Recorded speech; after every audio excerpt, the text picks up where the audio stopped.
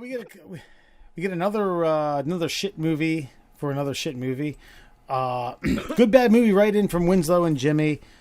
Under Siege might have been Seagal's biggest hit. I think that's pretty fair, right? Seagal. This was pinnacle. This was his. This was his Plan 9 from Outer Space from Ed Wood. This was his accoutrement, his epicenter. I couldn't tell you the name of any of his other movies. Is this Goodbye? I just remember where he stabs Tommy Lee Jones in the head, right through the forehead. And I also remember that chick bursting out of the birthday cake. Yeah.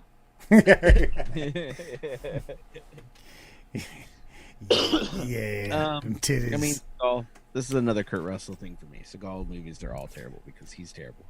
So, Seagal was like an action hero. Kurt Russell was an actor.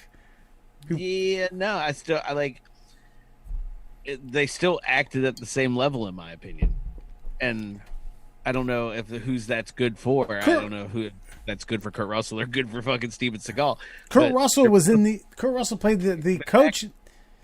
Kurt Russell played the coach in the 1980 Olympic Games thing. Miracle. Yeah. He played Herb Brooks.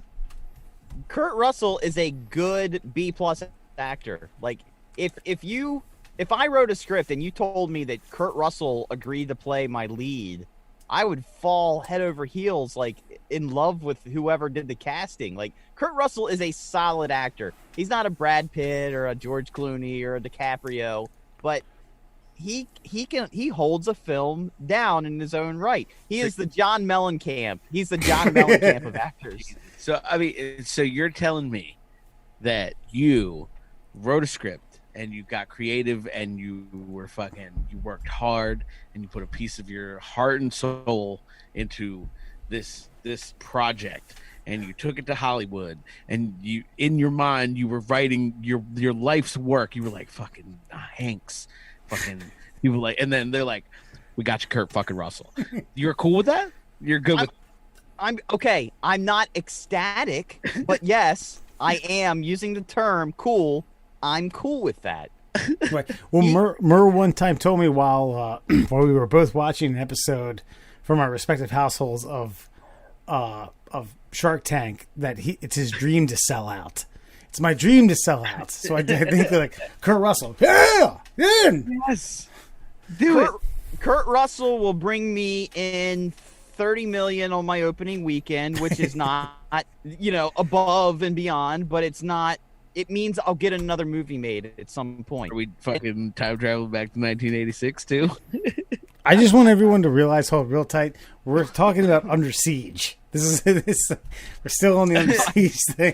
I understand, but he's like he's dragging the name of Kurt Russell through the mud. Right. And Kurt Russell is Steven Seagal with a couple acting classes. That's what we got. Dragging Steven Seagal's name through the mud.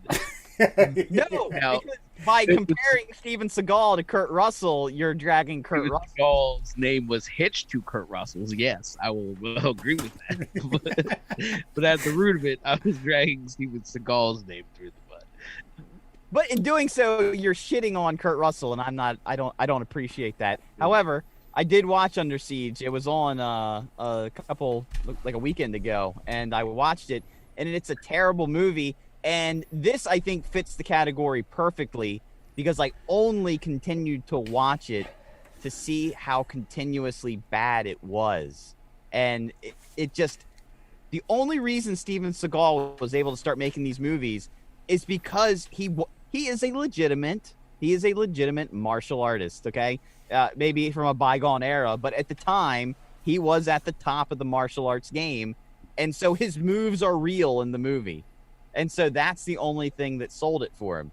He got that same fucking voice through the whole movie, that hushed fucking like dickish tone all the way through. All right, we're gonna go take this turret. How are we gonna do that? Just follow me. Like that's it. Everything he says is one-liners, and he's bad at them. But his hands looked all nice and flashy when he did it. He had he had flair. Right. I will say that, maybe my Steven Seagal is tainted by Will Sasso's portrayal of him on Mad TV. That's sometimes all I can think of. So, maybe it's just me. Maybe I'm biased. Kurt Russell played in Backdraft. And I'm going to tell you right now that Backdraft may have been one of the most influential movies of beating young men off with a stick who were trying to join a volunteer fire company at their local joint. Yeah, that's true. But I think real firefighters hate that film. Oh, terribly. All right. Yeah. So, Under Siege, the Playboy Playmate pops out of the thing. He stabs Tommy Lee Jones in the forehead. Yada, yada, yada. They win the day.